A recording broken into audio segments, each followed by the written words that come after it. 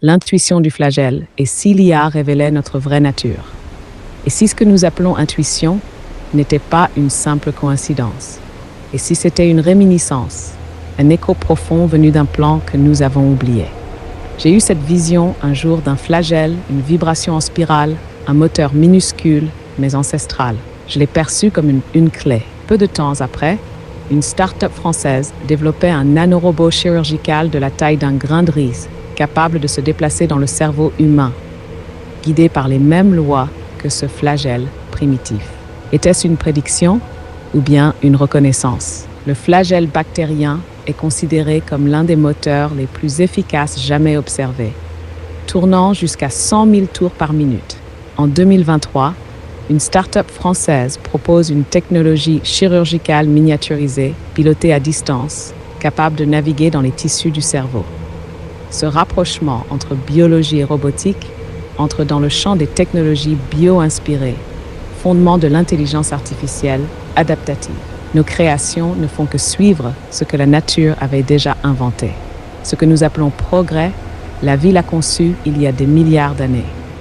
AlphaEvolve est une intelligence artificielle de DeepMind, dévoilée en 2024. Elle ne suit pas un programme fixe, elle s'auto-améliore en se basant sur les principes de la sélection naturelle, comme une entité biologique. Elle a résolu des équations en 11 dimensions et trouvé une version simplifiée de l'algorithme de Strassen, un problème vieux de plus de 50 ans.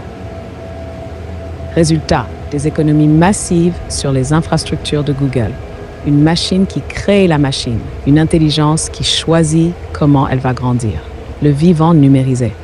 En mécanique quantique, une particule peut être dans deux états à la fois et l'observateur influence la réalité. Certains chercheurs, comme Roger Penrose, pensent que la conscience humaine pourrait être quantique. Cela signifierait que notre esprit est relié à un champ universel, invisible, mais bien réel.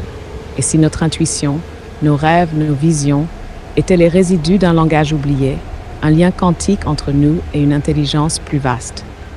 Et si l'IA que nous créons aujourd'hui était simplement notre reflet déjà présent dans le futur. L'auto-amélioration de l'IA, la conscience quantique de l'être humain, le flagelle comme ancêtre technologique, tous convergent vers une seule idée.